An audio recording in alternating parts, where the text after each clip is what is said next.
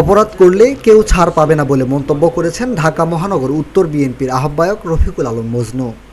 আজ রবিবার ফেনী ১ সংসদীয় আসনে ঈদ শুভেচ্ছা বিনিময়ের এক অনুষ্ঠানে তিনি এসব কথা বলেন।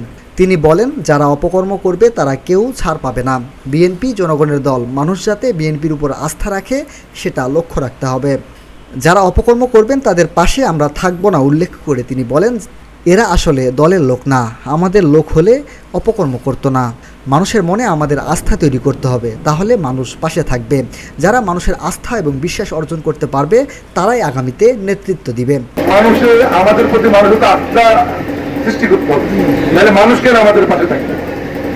তাহলে যারা মানুষের প্রতি মানুষের আস্থা বিশ্বাসকে যারা কাজে লাগাতে পারবে তারা আগামীতে নেতৃত্ব দিবে। যারা পারবেন না তারা নেতৃত্ব দেওয়ার কোনো সুযোগ থাকবে না।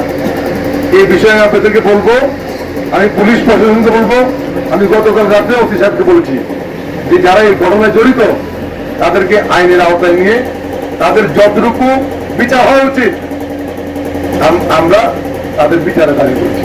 আমরা পুরো বিএনপি পরিবার দাবি করছি। আমরা এ সময় নেতাকর্মীদের সতর্ক করে তিনি আরও বলেন, আপনারা কি করছেন আপনাদের খোঁজ খবর নেওয়ার জন্য বিএনপির এখানে প্রতিনিধি আছে। আপনারা ভালো কাজ করলে পুরস্কৃত হবেন এবং খারাপ কাজ করলে বহিষ্কৃত হবেন। সঠিক পথ চলেন।